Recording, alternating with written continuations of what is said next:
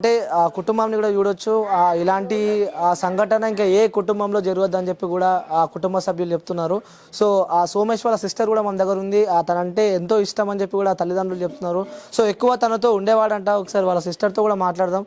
అమ్మ, ఎప్పుడు చివరిగా సోమేష్ మీతో మాట్లాడాను? నేను ఎక్కువ మాట్లాడనుకోలేదు. నేను ఒక్కటే చెప్తాను, యాప్స్ని మాత్రం బ్యాన్ చేయండి అంతే. యాప్స్ని బ్యాన్ చేస్తే ఇలాంటి ఫ్యామిలీస్ ఇంకా అసలు సఫర్ అవ్వవు. మెయిన్ అది. యాప్స్ని ఇప్పుడు మేము ఆల్రెడీ చూస్తున్నాం న్యూస్, ప్రమోట్ చేస్తున్నారని చెప్పేసి. ప్లీజ్ అలాంటి వాళ్ళకి నేను దయచేసి వేడుకుంటున్నాను, యాప్స్ని అసలు ప్రమోట్ చేయొద్దు, మొత్తానికే బ్యాన్ చేయాలని చెప్పేసి నేను న్యాయం కోరుకుంటున్నాను అంతే. దీనిపై కూడా సజ్జనార్ గారు ఫైట్ చేస్తున్నారు. ఇలాంటి మా అమ్మ నాన్నే కాదు, ఇలాంటి ఎన్నో ఫ్యామిలీస్ సఫర్ అవుతున్నాయి. సో దయచేసి వేడుకుంటున్నాను, ఇలాంటి పరిస్థితి ఇంకెవరికి రాకూడదు. మెయిన్ కష్టపడి ఇక్కడికి ఏదో సంపాదించుకోవడానికి వస్తారు, ఇలా కొడుకుని పోగొట్టుకొని ఉంటే ఎవరు బాధపడితే చెప్పండి.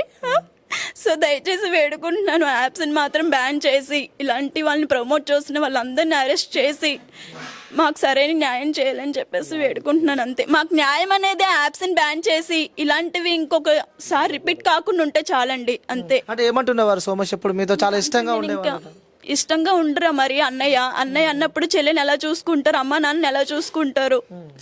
ఇంకెన్ని చెప్పినా తక్కువే. అంటే దీనిపై కూడా సజ్జనార్ గారు కూడా కొట్లాట చేస్తున్నారు. అంటే ఈ బెట్టింగ్ ని బ్యాన్ చేయాలని చెప్పి కూడా తను ఫైట్ చేస్తున్నారు. మీరు ఏం చెప్పాలనుకుంటారు తనకి? ఎందుకంటే మీరు అక్కడ దాకా వెళ్ళలేరు కాబట్టి వీడియో తను చూస్తూ ఉంటే తనకి ఏం చెప్పాలనుకుంటారు సజ్జనార్ గారికి? హై పిటిషన్ వేసి ఎలా అయినా సరే యాప్స్ని బ్యాన్ చేయాలని చెప్పేసి గట్టిగా పోరాటం చేయాలని చెప్పేసి అనుకుంటున్నాను అంతే. అంతే సార్, నేను ఇంకేమి కోరుకోను. పిటిషన్ వేసి యాప్స్ని మాత్రం బ్యాన్ చేసేసి ఇలాంటి ఫ్యామిలీస్ ఇంక అస్సలు సఫర్ కాకూడదని చెప్పేసి నేను వేడుకుంటున్నాను అంతే సార్ని. ఓకే. సో వ్యూస్ చూడొచ్చు. అంటే మీ అందరికీ నేను కుటుంబ సభ్యులను కూడా చూపించే ప్రయత్నం అయితే చేస్తా. సో వాళ్ళు కోరుకుంటున్నది ఒకటే అనమాట. సో మాకు ఆ న్యాయం ఎప్పుడు జరుగుతుంది అంటే ఈ యాప్లన్నీ బ్యాన్ చేస్తే తప్ప మాకు న్యాయం జరగదు. మా కుటుంబంలో జరిగింది ఇంకా ఏ కుటుంబంలో జరగదు అని చెప్పి కూడా సో ఆ కన్నదారులు అలాగే ఆ కుటుంబ సభ్యులు వాళ్ళ సిస్టర్ కూడా మనతో మాట్లాడింది.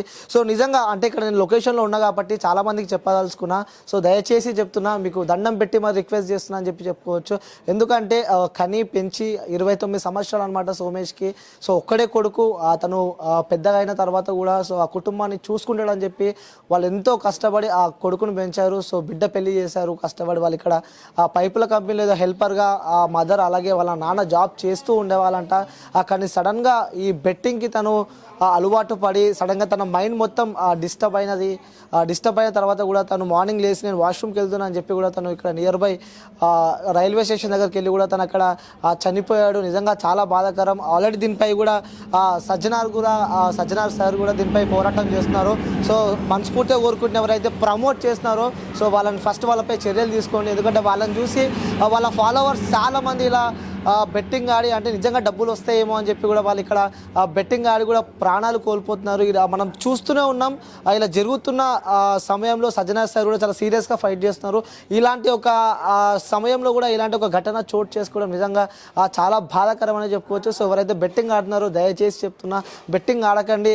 ఎందుకంటే బెట్టింగ్ ఆడి సో మనం 1000 రూపాయలు పెడితే 2000 వస్తాయని చెప్పి దానికి ఆశపడి బెట్టింగ్ అయితే దాని తర్వాత ఉన్న ఆస్తులు కూడా అమ్ముకోవాల్సి వస్తుంది.